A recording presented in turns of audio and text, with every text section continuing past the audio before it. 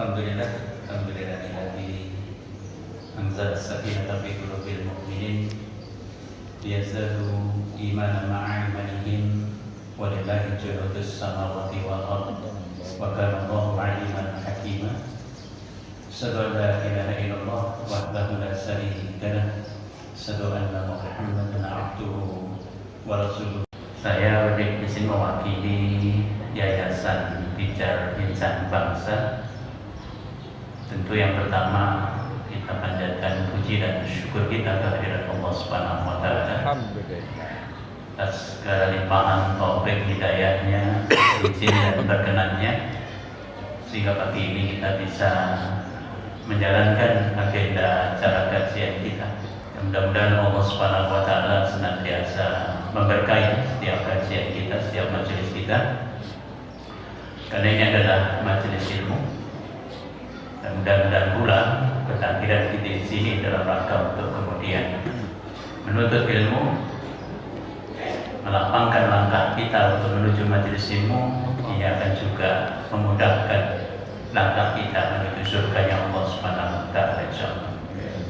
Karena janji Rasulullah sallallahu alaihi wasallam, "Man salaka tariqan yaltamisu fihi ilman, sahalallahu lahu bihi tariqan ilal jannah." Barang siapa memudahkan langkahnya menuju majelis ilmu, maka Allah akan mudahkan langkahnya menuju surganya Allah Subhanahu wa taala. Mudah-mudahan kita semuanya dimudahkan langkah kita berjalan itu. Amin ya rabbal alamin. Dan kita hadir ke sini dalam rangka tafaqquh fiddin, memperdalam pemahaman kita tentang agama ini. Dan mudah-mudahan pula dengan niatan seperti itu kemudian Allah membuka dan memberikan banyak kebaikan kepada kita semuanya.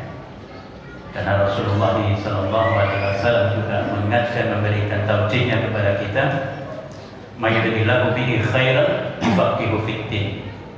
Barang siapa yang kemudian dikehendaki oleh Allah Subhanahu wa taala mendapatkan kebaikan, maka dipahamkan dia terhadap agamanya.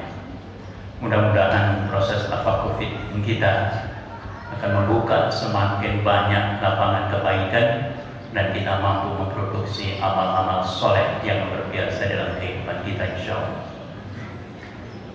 Yang kedua, kami mengucapkan banyak terima kasih kepada jajaran takmir pengurus. Kami tidak lupa mengucapkan jazakallahu khairal jazaa kepada Ustadzuna, guru kita bersama, Ustaz Dr. Abdul Rahim LCMA, yang berkenan memenuhi undangan kami untuk membagi ilmunya bersama-sama kita pada pagi hari ini. Dan mudah-mudahan ini bukan kesempatan yang pertama dan terakhir, tapi betul-betul menjadi bagian tadi ikatan silaturahim di antara kita. Dan beliau bersedia untuk kemudian membagi ilmunya pada waktu-waktu yang akan datang insyaallah. Laksanakan tanpa harus menunggu tujuan dan maksudnya apa. Kalau ibadah, sholat 5 waktu, haji dan seterusnya. Tapi kalau non ibadah, maksudnya apa dulu, baru kemudian ditetapkan hukumnya.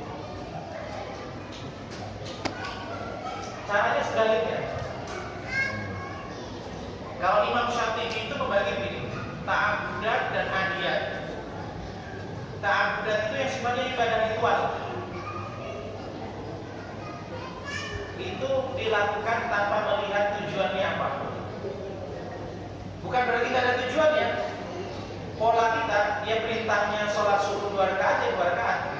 Hikmahnya ada, hikmahnya.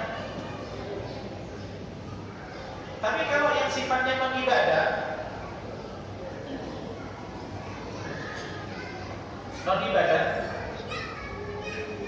itu dilihat dari tujuannya dulu. Selama ini kan ada sebagian kalangan intelektual itu menanyakan, sesungguhnya tidak ada sistem politik dalam Islam. Bilang gitu kan? Perhatikan.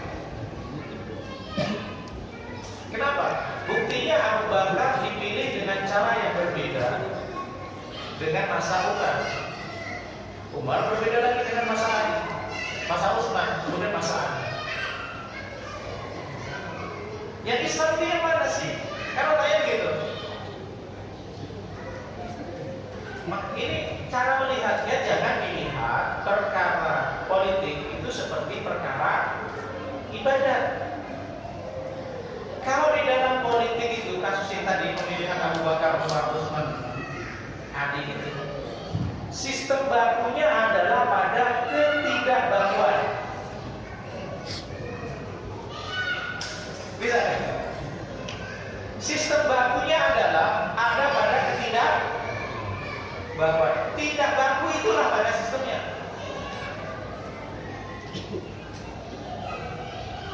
Saya tahu maksudnya Pak. Jadi bukanlah sistem bakunya adalah satu baku, tapi sistemnya yang baku itu adalah ketidakbakuan itu. Ya justru sistemnya berubah-ubah gitu. Itu sistemnya. Tergantung situasi, tergantung fungsinya apa. Fungsi yang ingin dicapai apa? Keadilan. Adilnya di mana? Orang yang berhak itu mendapatkan pada posisi yang berhak. Caranya bagaimana? Bisa berubah-ubah. Yang penting fungsi itu tercapai. Kadangkala satu fungsi itu bisa tercapai di satu masa, nggak bisa tercapai di masa yang lainnya. Jadi ada satu kata, satu strategi nggak bisa dipakai dua kali. Nah, gitu. Oke. Ini mungkin agak saya percepat ya, nanti bisa tanya jawabnya mungkin lebih. Untuk mengetahui tujuan teks itu gimana sih? Jadi kalau misalnya, terutama dalam hal yang sifatnya adalah muamalah atau pernikahan atau hubungan. Pertama adalah penyebutan secara eksplisit. Misalnya, aqimis sholata lidzikri, dirikanlah sholat untuk mengingatku. Berarti sholat itu sarana, mengingatku adalah tujuan. Nah, sholat berubah-ubah enggak? Nah, sarana itu ada sarana yang baku, ada sarana yang berubah. Sarana yang sudah ditetapkan itu enggak berubah. Contohnya sholat. Karena sholat itu dapat mewujudkan tujuan yang enggak bisa digantikan dengan sarana yang lain. Maka kalau orang yang bilang yang penting eling, kalau sudah eling nggak perlu sholat, itu cara pandang yang salah. Kenapa? Karena sholat itu adalah sarana yang baku dan sarana mengingat Allah. Maka kalau sholat tanpa mengingat Allah berarti dia belum mencapai tujuannya. Maka perintah khusyuk di situ. Kemudian melalui eksplorasi hukum yang saya sebutkan tadi, misalnya kayak nazar. Itu tujuannya apa?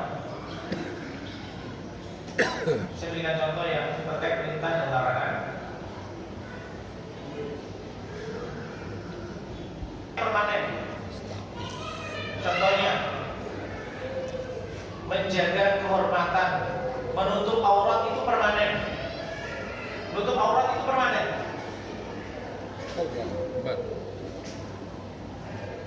Sarana, tapi sisanya juga tujuan. Menjaga larangan zina itu permanen.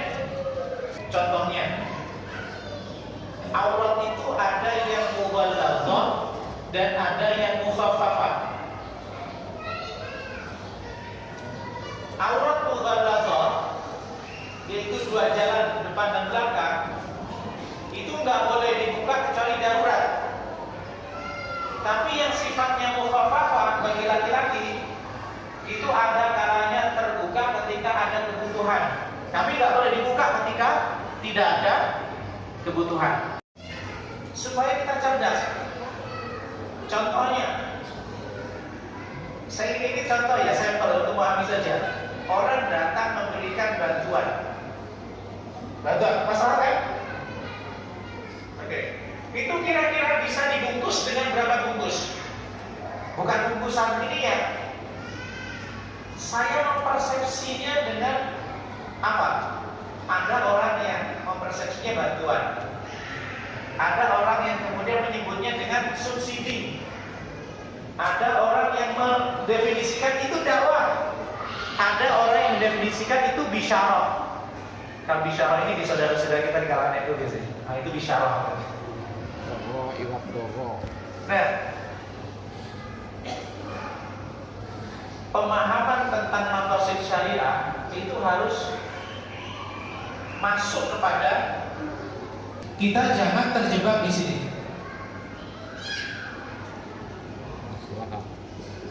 Fokus kita di sini. Idenya apa? Cara berpikir pendekatan maqasid itu gitu. Hakikat ini apa ini? Karena hakikat satu produk bisa dipackaging dengan banyak macam. Ini sarana. Satu jenis kebaikan yang sama, orang NU bilangnya A, orang Muhammadiyah bilangnya B, orang Persis bilangnya C. Hakikatnya sama. Ada maknanya dakwah adalah mengajar fikih. Ada dakwah adalah mengajar Quran. Semua dakwah. Tapi kita harus cari inti dari itu semuanya. Jangan terjebak dalam seakan-akan kalau nggak begini bukan itu ini. Itu fokus pada tujuan, substansi maslahatnya apa. Kemudian maslahat juga bisa dilihat dari aspek waktu, pertimbangan waktu. Bisa jadi sesuatu itu maslahat di suatu waktu, tidak maslahat di waktu yang lain. Contohnya masalah label dan nama. Jizyah itu kalau didengar non muslim itu sangat-sangat sulit untuk diterima.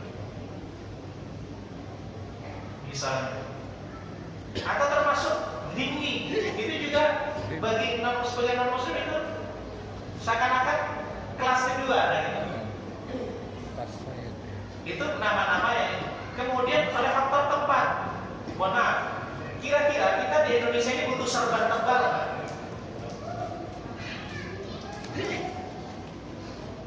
Kenapa Nabi orang Arab pakai serban tebal itu? Karena gurun pasir, panas sehingga butuh yang tebal, yang kepalanya dingin. Kita di Indonesia kira-kira butuh yang tebal gitu enggak? Butuh yang tipis saja gitu udah cukup. Masalahnya beda. Nah gitu kan. Kemudian juga masalah pelaku. Ini pertimbangan maslahat, tapi bukan berarti maslahat itu relatif. Bukan berarti maslahat itu relatif, karena menurut hemat saya kata-kata relatif itu sulit ditemu padanannya dengan istilah yang lebih definitif di dalam agama. Maka saya berusaha untuk menghilangkan kata relatif dalam terminologi keagamaan. Ihtimal itu kalau di dalam bahasa fikihnya pakai ihtimal. Ihtimal itu ada ruang kemungkinan, tapi bukan relatif. Ruang kemungkinan. Saya lebih menggunakan itu karena relatif itu maknanya ini kadang-kadang agak karet gitu. Mungkin tanya jawab dulu ya, kalau ini nanti kita lanjutkan.